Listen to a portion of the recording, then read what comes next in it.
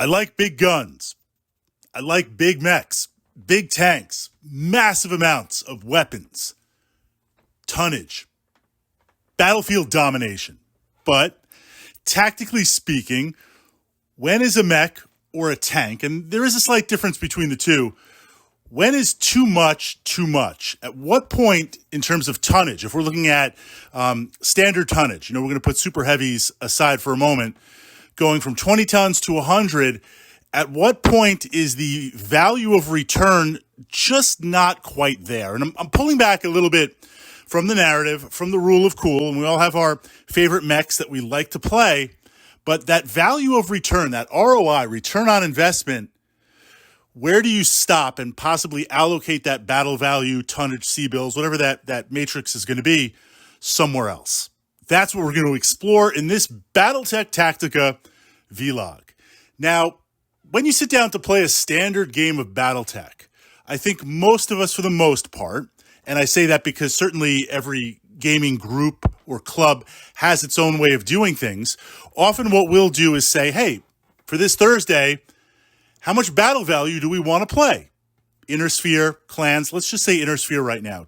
Let's do 5K aside. Is there a mission that you want to play? Maybe if it's attacker versus defender, attacker will have a little bit more battle value. But we'll come to this idea saying this is the battle value that we're going to play at. And then we kind of go over and say, well, is this total combined arms, meaning anything goes from your miniature collection, or do you want to kind of sidebar and say, do we want to include air units? No. Do we want to include artillery? No. Now, if we say yes, an example to air units, if we say yes, you can include air units, then within that battle value, I can decide I'm going to take some air units, or I'm not going to take any air units. The idea is some of the newer members of the club, this way they're not going to get hammered with not having the miniatures to represent, but also the scope of the game. So you have an idea of what you're going in with. Maybe we know the map ahead of time. A lot of times we'll randomly draw maps. So we'll come up with a mission, we'll come up with the mechs, and then we'll randomly generate some maps to play. This has been interesting from time to time. Last game, I ran a fire starter. I was literally in the middle of a desert type map. There was nothing to hit with the flamers. Well, sometimes that happens. Now we sit down and based on your mech collection or what you want to run, you put together your list and then we show up and we play. So if I'm looking at 5K battle value, what does that look like on the table? If I take something that is 100 tons, 90 tons, it certainly can dominate, but within that scope of 5K battle value, the guns can't be everywhere. The mech can't be everywhere. It can only be at one place at a time. How much area control and how much pressure is it going to be able to push against my opponent? I don't want to spend too much to not have it earning every turn. Now, these are just questions to ask. This is not, I'm not saying don't play heavier machines, right? You're looking at my list, you're like, Fritz, you've got an awesome in there. You've got T-bolts, you've got a lot of heavy hitters, Marauder, Warhammer. You got a few light mechs going on, but you seem to be going against what you're saying. I'm not. This is just a matrix, so you're squeezing the most battle value tonnage C-bills. Now, modified by mission. There's some missions where it's like just go in and blow each other up. There's other missions where there will be a focal point. So if it's a mission where we're going head-to-head, blow each other up, then, one heavy mech or two or an assault mech, that's okay. But if it's a mission where there's going to be a central point, like, hey, this point on the map, we've got to go in and recover a downed pilot, right? Or some information, some recon.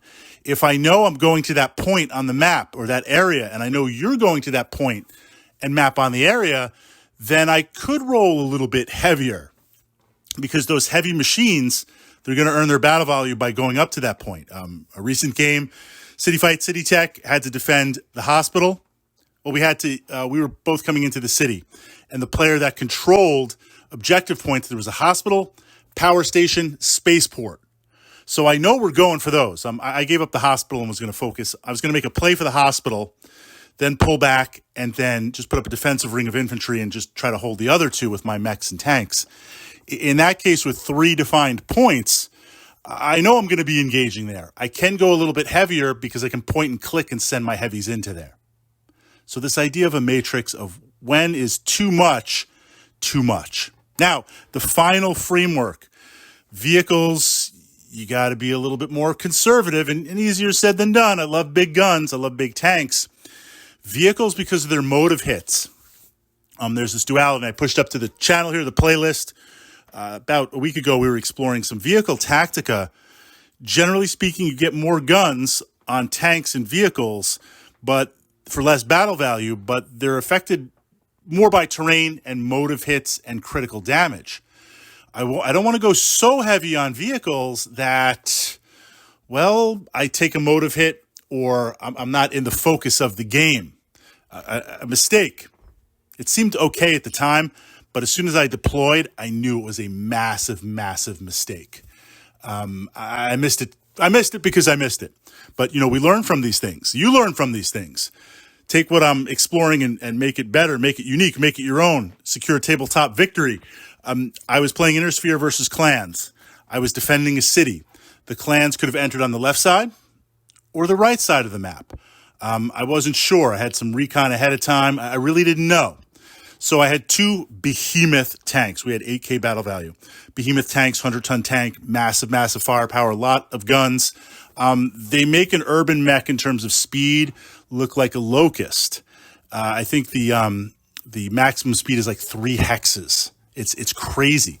I put one on the left side. I put one on the right side. Hey, 2 great anchor points, right? So whichever way they come in. Well, the attack was mostly on the left side. There's a little bit on the right side. But then that behemoth tank certainly pushed back. But the one on the left side spent forever.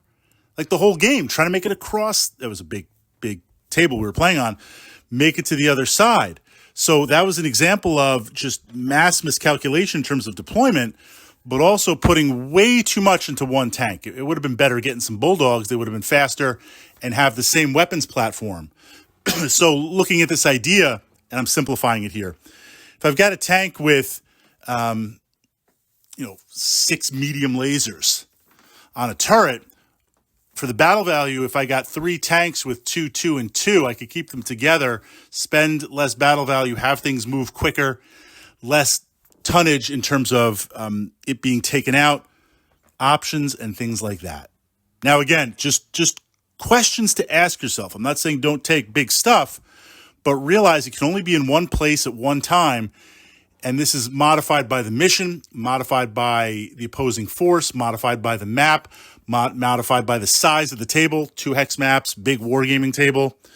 At some point, you reach a point where that battle value, on paper in the tech manual, it's fearsome, but it's just not quite delivering on the table. And on the opposite side, just to bookend it and finish it out, I'm not saying go all light and take lots of just cheap junk. Have a mix of the two, but restrain yourself. At a certain point, the tonnage might not be worth it. I'll see you in the game.